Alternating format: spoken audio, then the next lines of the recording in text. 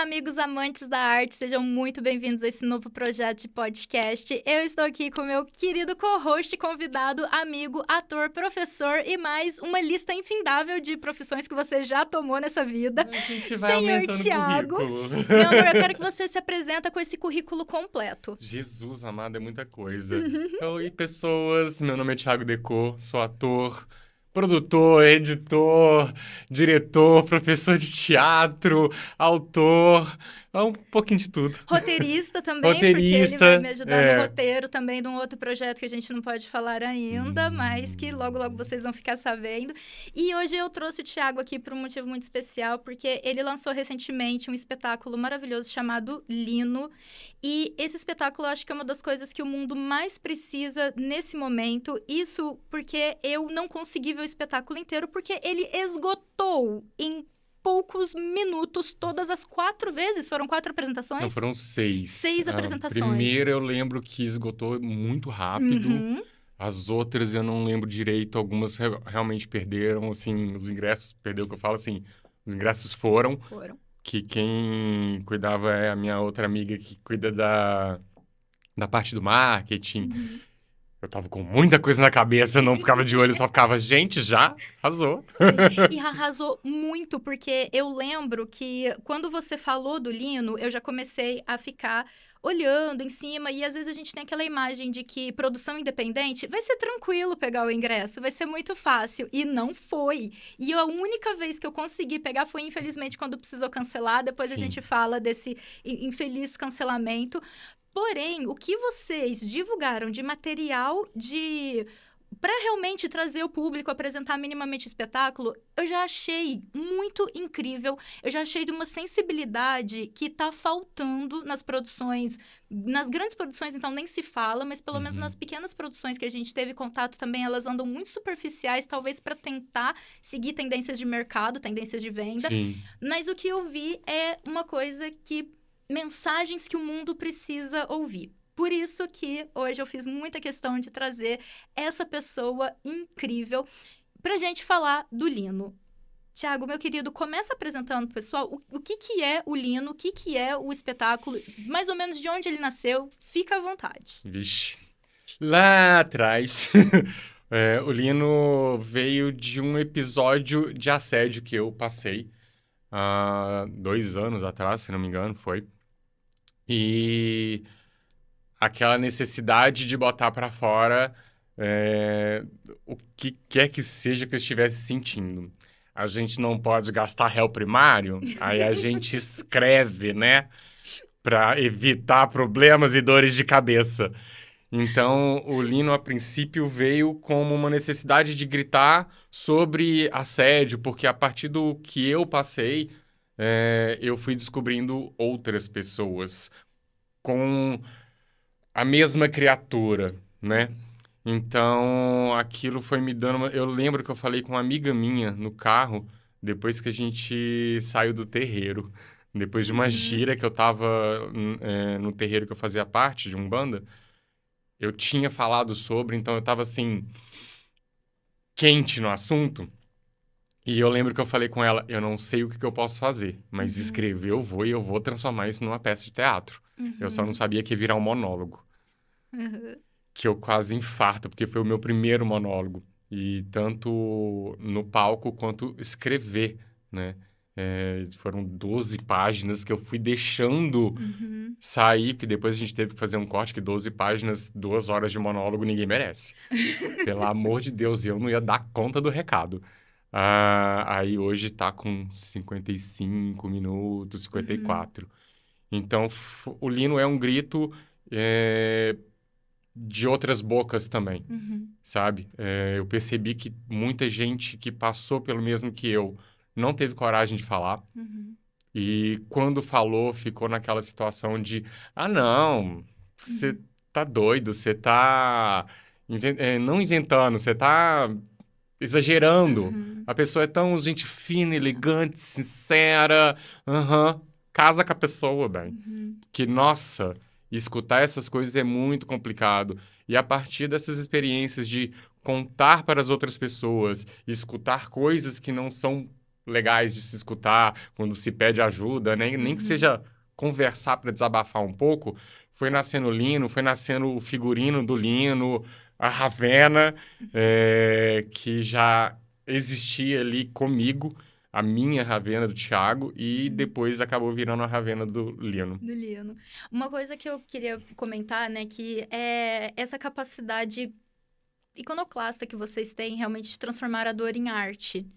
Porque o Lino, ele nasce de uma dor pessoal sua, que você conecta com outras vozes, que, Sim. no seu caso, foram até vozes que se passaram pela mesma figura, Sim. coincidência ou não da vida, mas que vai comunicar essa dor em outros espaços que não só quem teve esse contato com essa pessoa, porque eu vejo, né, uma capacidade muito projetiva, uma capacidade de identificação com o seu personagem muito grande, por mais que ele nasça de uma experiência muito pessoal sua, Sim. mas você teve uma capacidade de pegar essas outras experiências à sua volta e fazer essa construção.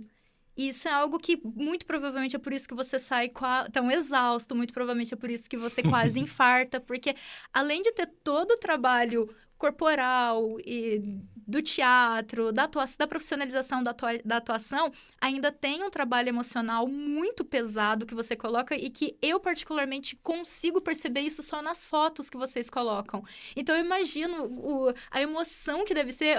Eu lembro da gente comentar de pessoas que viram o Lino e falar que sente na pele. E eu acredito de verdade nisso, porque eu falo, gente, se eu já tô sentindo um comichão com as fotos e com os cortes, imagina no espetáculo de verdade. Olha, teve comentários muito interessantes.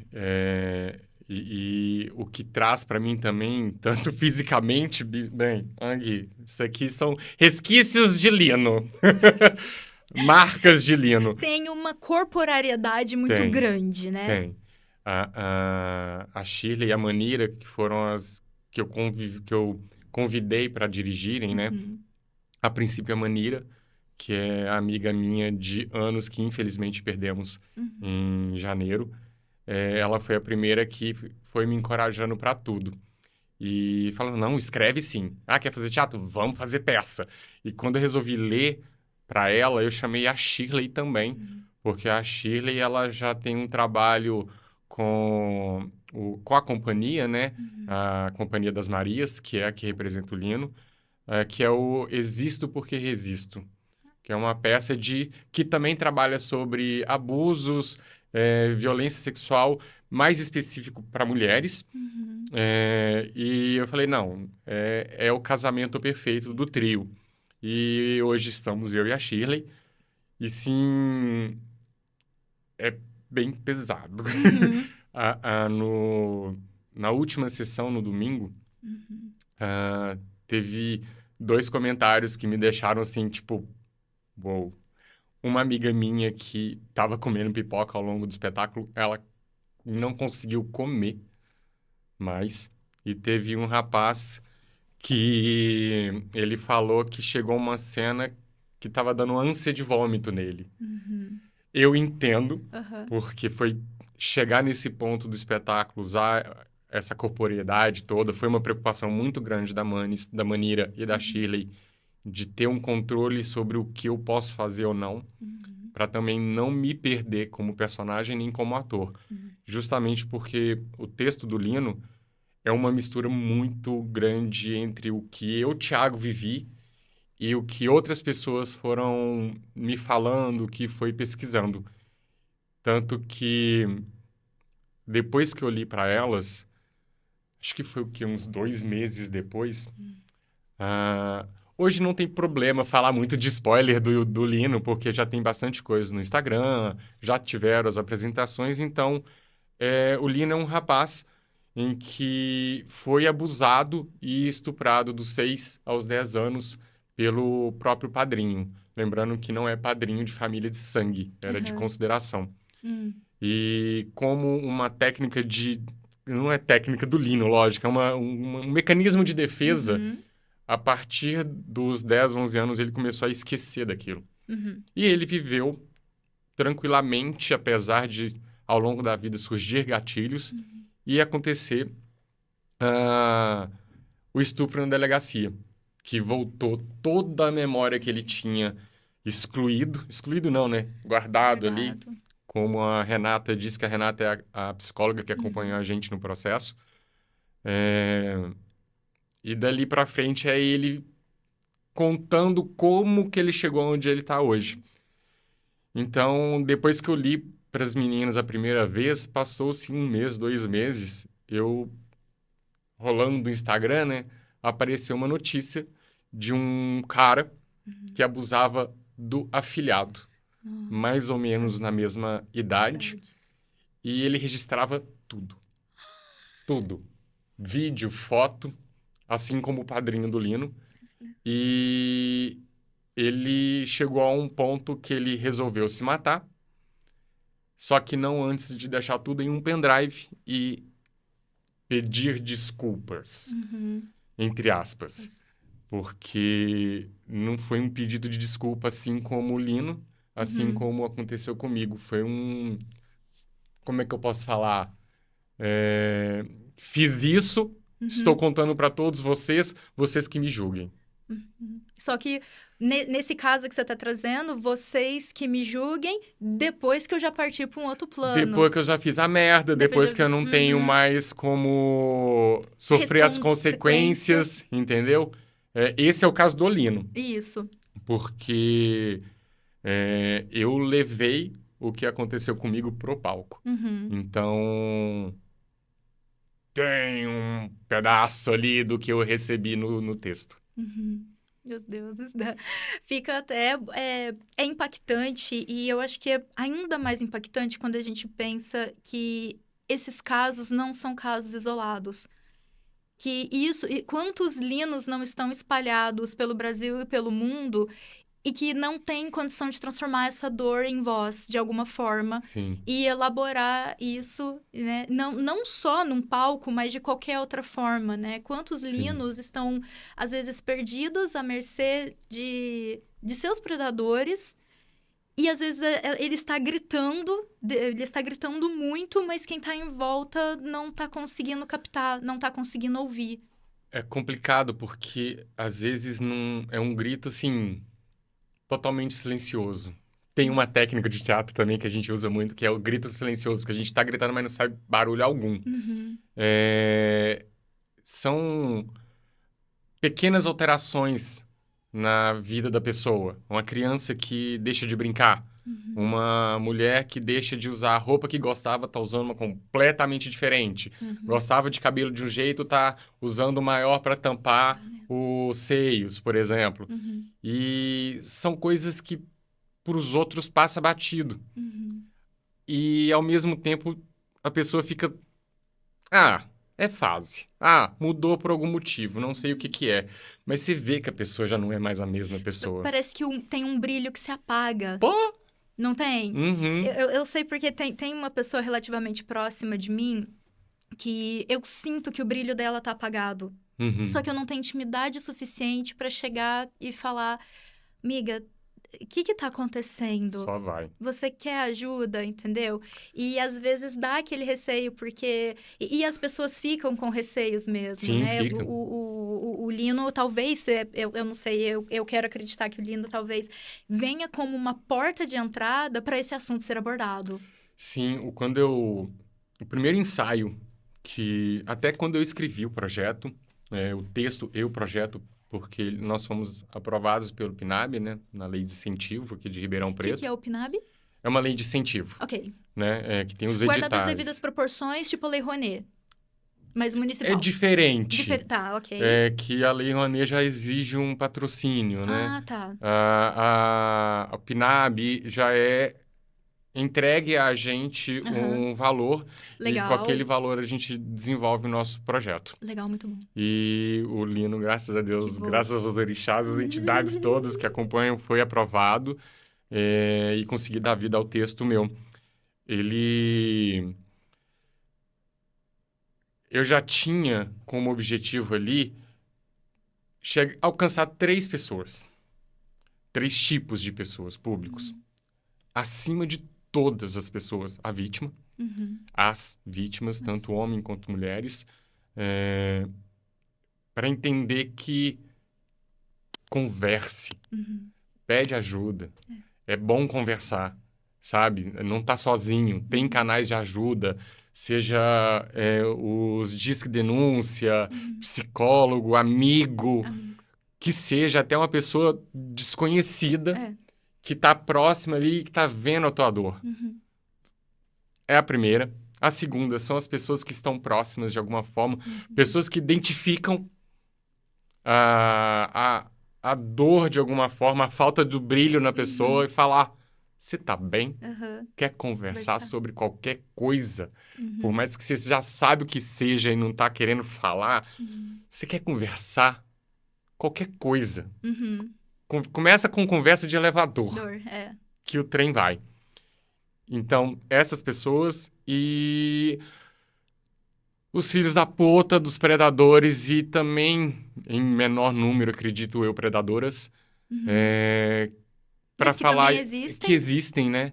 Afinal, crianças, meninos, meninas estão à mercê de seja lá quem for, mas tendo noção que a grande maioria são homens, né? E são homens próximos à família, entende? Então é complicado. Então, cutucar essas pessoas de estamos de olho. E no primeiro ensaio, a Renata, ela cutucou a gente num ponto em que acordou a gente para um outro público. Qualquer um de nós. Sim. De começar a ter noção do que a gente está fazendo, do que a gente está falando e do quanto está afetando a outra pessoa. Isso é muito interessante, porque quando você fala qualquer um de nós, não só como qualquer um de nós como vítima, mas qualquer um de nós também podemos ser agressores. Sim, exato. Né? Nós podemos estar sendo o vilão na história de alguém, por mais que não seja a nossa intenção racional, mas se você não tem aquele filtro, se você não olha a dor do outro, você pode estar fazendo uma coisa que não necessariamente você queria, mas não muda o fato de ser feito. Sim, e não muda o fato de ser horrível para a pessoa. É igual aquela história de uma roda de pessoas, sejam amigos ou não. Alguém tá contando a piada, tá todo mundo rindo, mas tem uma pessoa que não riu, já não era para nem ter acontecido a piada.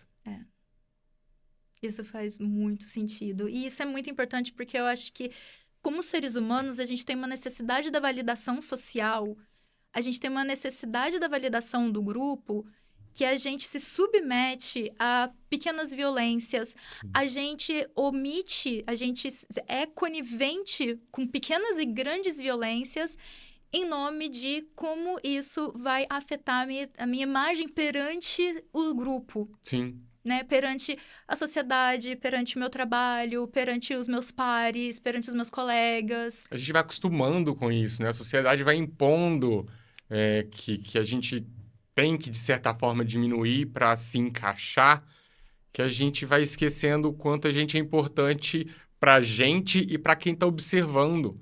Porque hoje eu, Thiago, como Lino, viro alvo de pessoas que possam estar necessitando de ajuda e não sabe como. E a partir do Lino sabe que, não, tá, foi ele que escreveu, ele que passou por isso tudo, ele também passou por isso, ele identifica de alguma forma o que eu passei. Então, pode ser uma pessoa que eu posso conversar, entendeu? E a partir das rodas de conversa que tivemos após os espetáculos, as 6 apresentações que tivemos na primeira temporada, isso foi acontecendo. Pessoas foram conversando e teve gente que durante o processo teve gatilho, veio conversar comigo. Então, tá funcionando. E eu quero que continue funcionando, assim, o tempo que for necessário. E nós queremos que continue funcionando, e nós queremos mais apresentações de Lino, porque eu acho que eu não sou a única que queria muito ver o espetáculo na íntegra, infelizmente ficou de fora. Então, aqui, esse programa, esse podcast é também um grito para, quem sabe, o Sesc, quem sabe o Senai, quem sabe outras pessoas que têm esse poder de dar megafone a essas vozes, de que façam que essas vozes sejam verdadeiramente ouvidas, possam colocar em prática esse poder, né? Sim, e principalmente porque as pessoas ficam com medo de conversar justamente por banalizarem o assunto. tornar alguma coisa, tornar isso como um normal acontecer. Uhum. Aquela coisa ai, a roupa que ela tá usando. Exato. Ah, muito viadinho, Uhum. entendeu? Pegar coisas que não tem nada a ver Uhum. e usar isso como desculpa e todo mundo aceitar, É. sabe? E deixar passar. E aí vai deixando passando e as pessoas ficam com medo de falar, ficam com Uhum. receio, porque transforma a vítima Uhum. no problema. Sim. É ela que está transformando fulano ou fulana como o problema da sociedade, sendo que é a criatura nefasta que está fazendo o que fez. É a vítima que é sensível demais e não uma situação absurda que foi normalizada. Exato.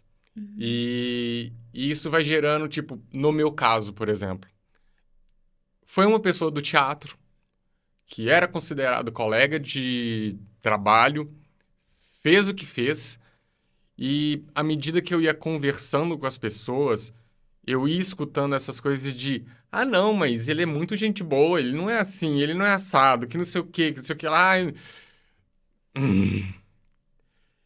E as pessoas não enxergarem que isso é um problema, é o grande É o grande problema, problema. porque o que eu fiz questão de deixar claro com as apresentações de Lino, presta atenção nas suas ações, porque se você tá deixando pra lá, essa pessoa que fez o que fez comigo, ou qualquer outra pessoa que tenha feito com qualquer outra pessoa, você vai deixando, vai continuar trabalhando, vai continuar pedindo apoio para Uhum. outros trabalhos, você vai colocando mais gente no caminho dessa pessoa que pode ser vítima. Que Uhum. no meu caso foi menino, foi menina, homem, mulher. Então, assim,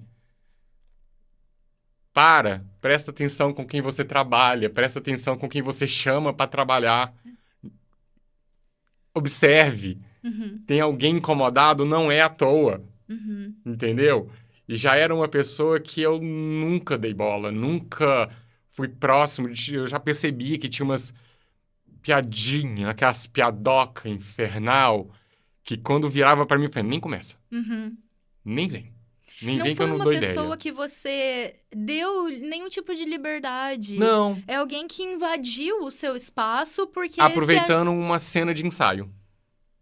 dentro do... Então, aproveitando o momento... Porque isso também é algo que eu acho que é muito difícil, às vezes, as pessoas entenderem, que estar em cima do palco, atuar, você ser um ator, isso não é carta branca. Não, Não, não é, não é carta gente. branca. Então, eu acho que as pessoas confundem muito isso, que é algo que eu queria muito te perguntar sobre essa relação da vida do ator, né? Seja no teatro, seja no filme, seja na série, não importa se é o televisivo ou não, mas não é porque você é alguém que representa papéis que você é aquela persona e que você está disponível a representar qualquer papel a qualquer momento para qualquer pessoa. Sim. É uma visão, já é uma visão, assim, eu faço teatro há 16 anos. Uhum. Oficialmente, de começar e não parar, há Aham. 16 anos. E desde que eu comecei, eu sempre escuto aquela coisa de, ai, o povo do teatro gosta de uma putaria. Hum. É de uma abertura na vida que, pelo É. amor de Jesus Cristo. Gente, não é essa putaria que vocês pensam. Uhum. Então, assim, eles vão criando essa imagem e o pessoal vai acreditando. É. Quer um exemplo? Por favor. Muito. Eu trabalhei durante 6 anos num sex shop. Uhum. Durante 6 anos numa loja de sex shop. E ao longo desse trabalho, eu amava trabalhar, me divertia assim pra caralho, eu me divertia Sim. muito. é, Mas eu percebi que a partir do momento que você está dentro da loja, as pessoas também te veem como produto. Hum. Porque eu e a minha colega de trabalho também, na época, tem histórias de gente dando em cima, Aham. tem histórias de querendo levar embora, Uhum. tem história de aparecer no WhatsApp da loja, mandar nude, Meus mandar uns vídeos que, deuses. pelo amor de Jesus Cristo. E são dois cenários em que existe, exatamente por causa da repressão social que se inventou, por todas as camadas, né, digamos assim, todas as amarras sociais que a gente tem, que você vai ter que... Você não pode se expressar sexualmente livremente, você não pode falar de sexo abertamente. Os poucos espaços onde isso é permitido Uhum. é visto como uma libertinagem. Sim. Então, as pessoas passam a não saber a diferença da liberdade e da libertinagem. A libertinagem, você invade o outro, você se impõe ao outro. E a liberdade é você, né, você se expandir até chegar no limite do outro. Sim. Você respeitar o limite do E outro. tem aquela questão de você entender a pessoa. Uhum. Não é porque a pessoa é... Eu, por exemplo, eu me dando como exemplo, eu sou uma pessoa extremamente pra frente, eu sou uma Sim. pessoa sexual e super aberta a falar de tudo com todo Sim. mundo. Não é por isso que você vai querer ir pra cama com qualquer Qualquer cara. pessoa. Não é por isso que qualquer pessoa pode chegar colocando a mão em mim e pegando na Exatamente. minha bunda e o Uhum. resto do corpo inteiro, entendeu? Então, assim, é Exatamente. igual no Lino. Uhum. O Lino é uma pessoa... Como eu peguei... o Lino, o que acontece? Ele nasceu num grupo de teatro meu, nesse grupo onde aconteceu, Uhum. como uma provocação... Era um exercício em que o meu diretor falou, cria um personagem. Tá, mas que personagem? Pra onde? De onde? Falei, cria! Falei, como? Cria assim do nada? Falei, cria! Falei, tá bom, gente. Eu lembro que a Manira tava do meu lado, um olhou pra cara do outro, tipo, o que a gente vai fazer? Vai, escreve. Vai escrevendo, uma hora sai alguma coisa. E como não tinha, assim, um objetivo claro, eu comecei a escrever da minha vida. É a época que eu entendi que eu já era gay, da minha mudança de cidade pequena para cidade grande, morando em Belo Horizonte, balada, teatro e tal, me descobrindo com um monte de coisa. Uhum. Então eu levei essa parte pro Lino. Até que um dia a Shirley, que estava escrevendo o texto desse espetáculo, nesse grupo, ela veio com a provocação: e se o Lino tivesse uma história de algum abuso, de algum estupro? Eu, porra, Shirley, pegou pesado, né? Mas tá, interessante. E dali pra frente eu fui construindo o Lino e como eu desenvolvi uma história que não era pra dar em nada e deu, e foi a partir da minha história, eu falei, foda-se, vai ser assim mesmo. Vamos por aí mesmo que uma hora dá alguma coisa. Então tem muita semelhança entre Uhum. Thiago Decaux e Lino. Uhum. Mas E Thiago Decaux não é Lino. não. E eu acho que Eu essa gosto de brincar, eu gosto de falar que o Lino é uma versão do Thiago que nunca aconteceu. Uhum. É tipo Thiago verso, Lino verso. Ok. O Thiago chegou num ponto e falou, não quero, fui pra lá. E o Lino foi, Outro. entendeu? Então, acho que eu brinco que o Lino é uma versão do Thiago que não aconteceu. Uhum. E realmente não aconteceu, porque tem uma das dúvidas maiores aconteceu alguma coisa com o seu padrinho? Eu falei, não, gente, pelo amor de Jesus Cristo. Amo meu padrinho, é um amor de pessoa. Eu confesso que quando eu era criancinha, Uhum. tímido, ele sempre foi muito grande pra mim, que era pequenininho, Sim. e ele era muito fechadão. Eu morria de medo quando chegava perto dele, mas passou 2 segundos eu já tava feliz da vida. Então, mas assim, não tem nada a ver, gente, pelo amor de Jesus Cristo. Por Não favor, né? façam essa ligação. É automático, que fica ligando o personagem. É igual você falou, liga o personagem ao ator e por aí vai. Então, no Lino, eu quis trabalhar tudo isso de uma coisa é uma coisa, outra coisa é outra, não tem nada a ver. Uhum. O Lino, por mais que ele tenha sido abusado e Uhum. passado pela cena de estupro na delegacia, ele continua sendo uma pessoa que gosta de sexo, é uma pessoa que é pra frente, que é desbocado, que fala palavrão, que fala de sexo, como diz a própria fala do espetáculo. E entender que uma coisa não impede a outra. É Uhum. claro que incomoda. Existem os limites e não tem como você impor que os limites do outro têm que ser assim ou assado, sendo que você não viveu a estrada do outro. E nem pergunta. E nem pergunta. Exato. Né? Simplesmente supõe, né? Você comentou de perguntam pra você se o seu padrinho, né? Você já tinha até começado no começo do programa de que você pegou da história, da notícia que você viu na época, que calhou, né? A notícia apareceu depois, na verdade. Depois, né? A notícia apareceu depois e aí você, né, fez É que eu essa tenho aquela conexão. coisa também de gostar de socar um pouco, né? Lógico. Você Por que nunca nem não? percebeu, né? Não, nem um pouquinho. Acho que o pessoal que tá assistindo a gente também não reparou. Não, talvez Então, nem um talvez pouco. você tenha que subir um pouco mais o nível pra ver se o Vamos pessoal lá, não provoca, bicho. Não dá ideia. Não, mas ainda comentando nessa linha, eu lembro, por exemplo, trazendo agora até um tamanho maior, né? Não maior de carisma e de talento, mas maior de conhecimento, um conhecimento mais amplo do público, talvez. Na época que o Will Smith fez o The Fresh Prince of Bel-Air, né? O Maluco no Pedaço aqui no Sim. Brasil, tem uma cena em que o Will Smith, ele contracena com o tio Phil, né? Que é, né, aquela figura paterna dele. Sim. E é uma cena em que o pai verdadeiro dele foi embora de novo, e aí ele se sentiu abandonado de novo, tudo e tal. Acho que eu lembro. E aquela cena, ela tem uma carga dramática e uma capacidade de atuação do Will Smith. Eu acho que foi o momento em que o Will Smith pode falar, a partir daqui eu sou ator. Uhum. A partir daqui eu sou de verdade ator.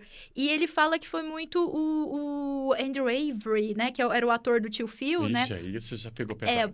Eu peço perdão, que provavelmente o pessoal nos comentários vai me corrigir, mas acho que era James Avery o nome dele, e o James Avery, quem cochichou no ouvido dele, deu as dicas pra ele da técnica de atuação, pra ele chegar naquele nível de atuação. Uhum. E muita gente começou a especular depois dessa cena que o Will Smith também tinha sido abandonado pelo pai, por isso que aquela cena era tão extraordinária. E ele também já sabia... Gente, existe sim essa relação que a gente comentou já no começo, de onde nasceu o Lino, da capacidade do ator de transformar a dor em arte, mas um bom ator, ele não é um ator exclusivo da sua própria dor. Ele tem a capacidade de expressar as outras dores como você incorporou no texto do Lino e interpretou. Aquela coisa chamada empatia, né? Exatamente. Eu vi um vídeo esses dias sobre uma roda de conversa entre atores. E esse ator, eu não vou lembrar o nome dele, ele tem um olho azul, mas assim, azul. Brasileiro, do internacional? Peaky Blinders. Peaky Blinders, sabe qual que é? Não. Não, Perdão a bem. ignorância. Ele é que o primeiro papel que eu lembro dele é no Batman, como o Scarecrow, se não me engano. E eu ele sei quem fez é, tá. um filme em que ele era ele e ele fazia a esposa dele, que ele tinha dupla personalidade, alguma coisa assim, você lembra?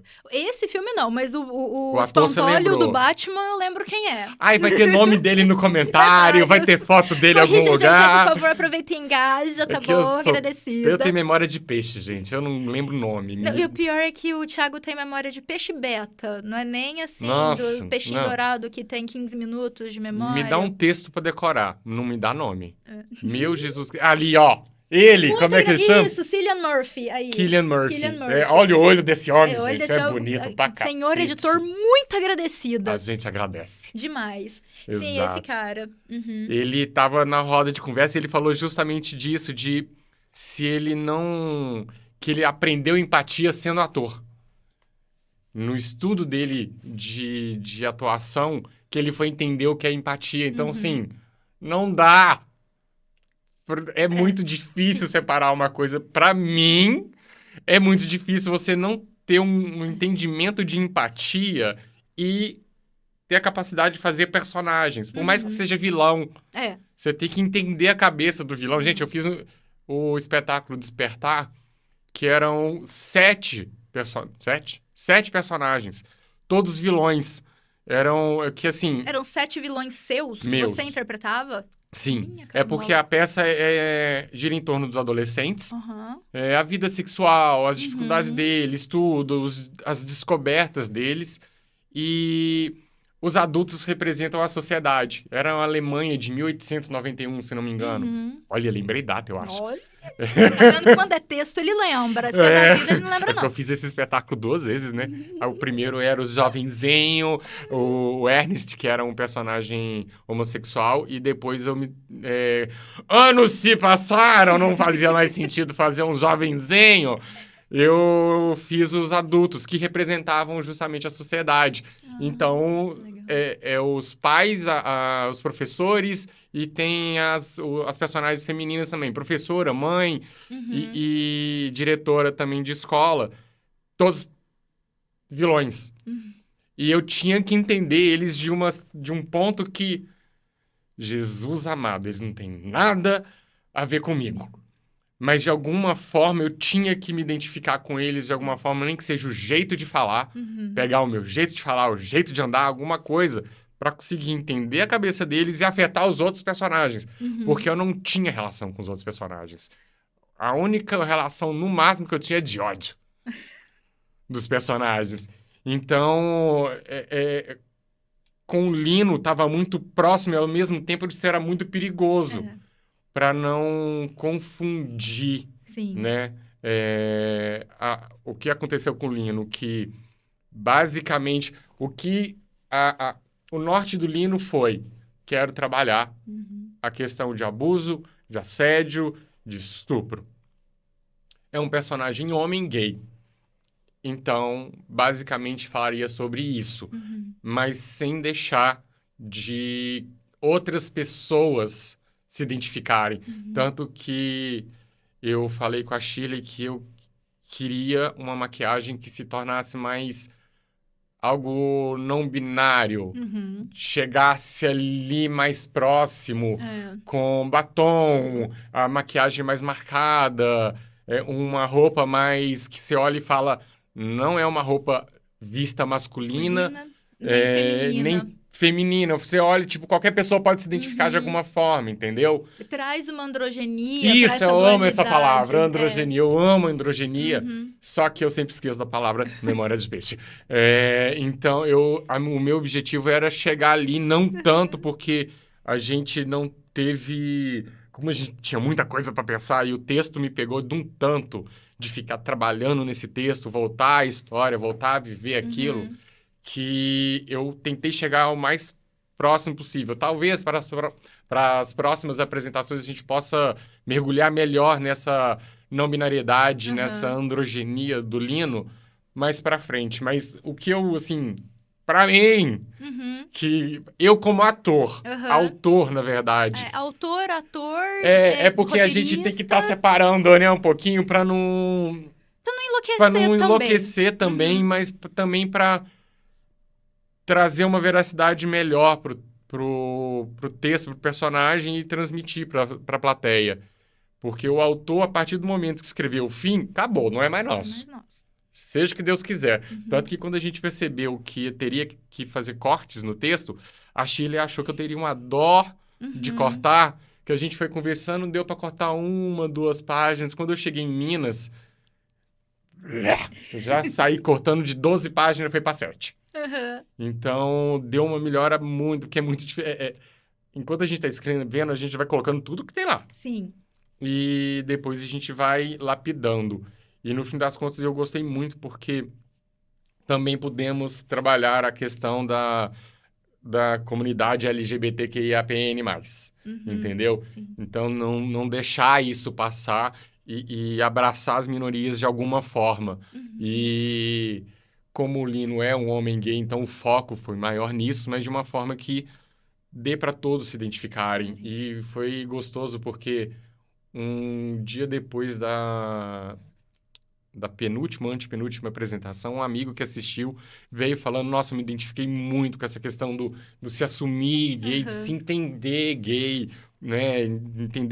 Entender como pessoa, Sim. Como em ser humano, tudo, como acima de ser tudo. humano, sabe? Então foi muito gostoso. Eu tô super realizado. Eu estou extremamente realizado com o espetáculo, com o Lino, com o monólogo e seguir em frente, pegar, alcançar o máximo de pessoas possível. Uhum. Eu acho isso super necessário. E talvez eu até esteja pedindo um spoilerzinho a mais aqui, mas eu queria que você comentasse um pouco mais da Ravenna. do simbolismo Ravenna. da Ravenna, da representação da Ravenna. O que você pode falar sem talvez entregar demais? Porque eu, de verdade, eu tenho a minha fé, eu tenho a minha convicção de que esse espetáculo vai voltar. Axé. A Ravenna, meu Deus. A Ravenna, quando eu estava escrevendo o texto, eu sempre via uma figura feminina de proteção do Lino. Uhum. E eu tive alguns ensaios em que a gente já tinha desenvolvido a imagem da Ravenna, a presença da Ravenna no espetáculo, e sempre me perguntavam, cadê a Ravenna? Uhum. Você não vai se vestir de Ravenna? Porque assim, eu tenho a minha Ravenna Guerra, a minha drag, eu tenho ela, eu não faço drag, eu tenho a minha drag, porque ela nasceu no espetáculo Gaiola das Loucas, de um amigo meu, Edir, que eu gostei muito quando eu assisti o ensaio. Vai, deixa eu participar, por favorzinho, nem que seja de hostess. Ele, pode, hostess, adorei a ideia. E inventei a Ravenna, a gente saía por Ribeirão Preto afora, divulgando em bares, todos montados, todas as drags montadas, a gente chamava. Inclusive, quem fazia parte do espetáculo era a Dakota Monteiro. E foi ela que começou a me ajudar com os toques de faz isso, faz aquilo, e a Ravenna foi aparecendo. Eu lembro que a Dakota tinha até dado um nome, só que eu já tava cismado com a Ravenna, porque eu amo a Ravenna da DC. Aham. E a Dakota inventou o nome, o meu amigo Rafa inventou o nome, e eu falei, Ravenna. Vai ser Ravenna. Ravenna Guerra, porque o meu nome é Thiago Guerra Decô. Então o Thiago Decô ficou pra mim e o Guerra ficou pra Ravenna. Então ela já existia ali, e quando veio no Lino, eu falei, não, é do Lino. Vamos tá separando, e eu tirei o Guerra, deixei só Ravenna, e tá ótimo.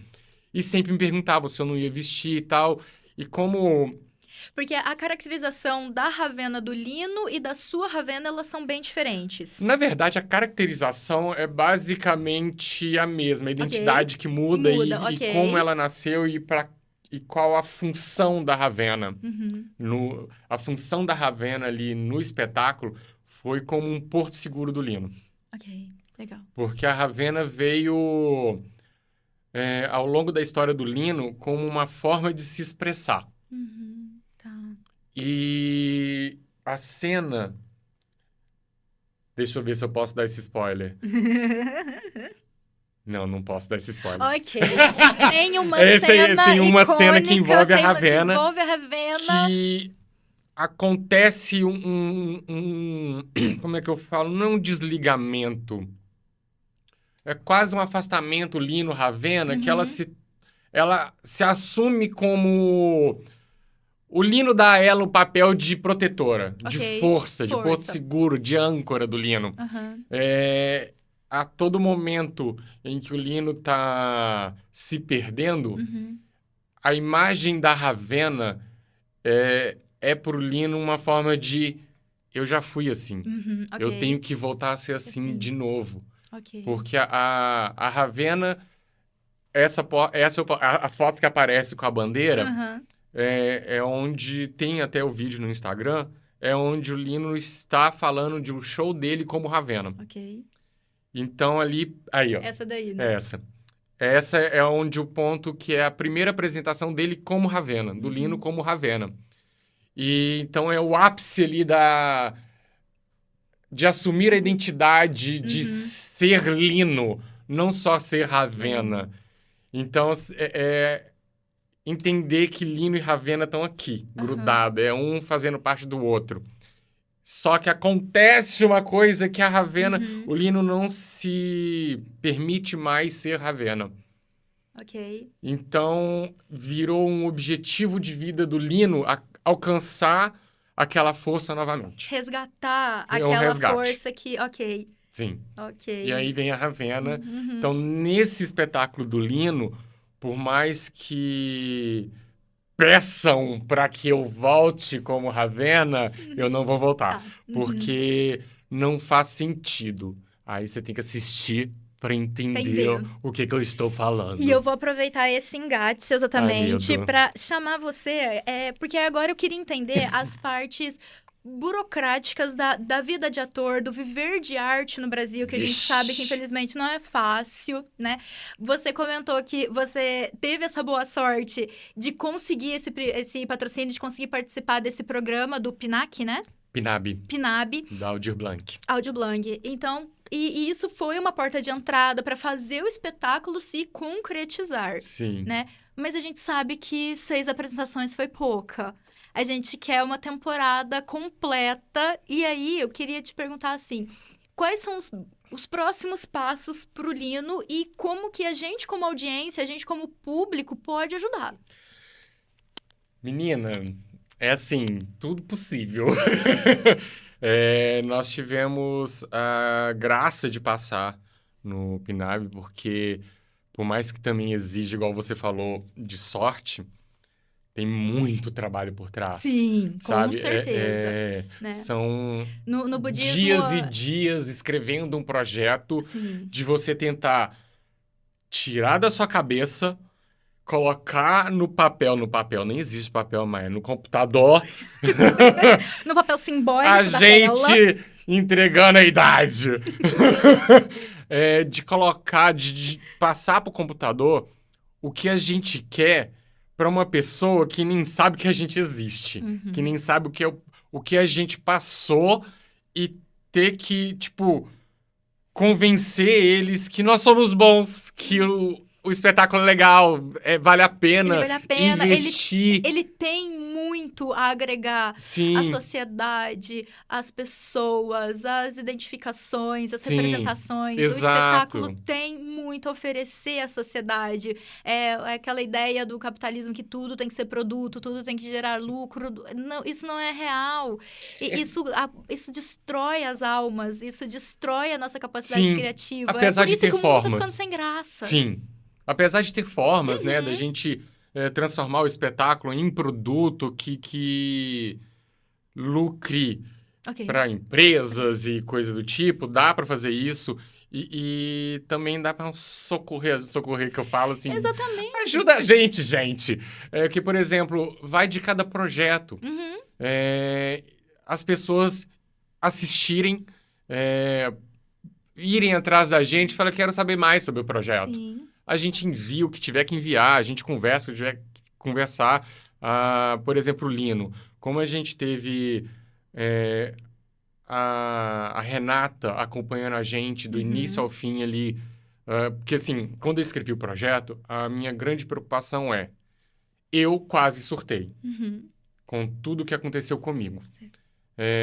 Percebi que as pessoas só se preocupam quando a gente vira dados, ou seja, quando eu tivesse, por exemplo, tirado a minha própria vida. Aí iam falar, pobre coitado do Tiago, tirou a sua vida por conta de fulano, vamos atrás de fulano. Mas eu tô vivo, ninguém vai atrás.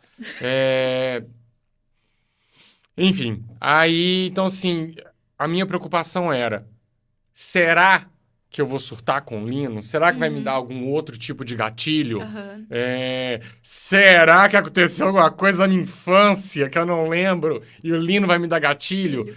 E o maior de tudo, será que vai dar gatilho em alguém da plateia?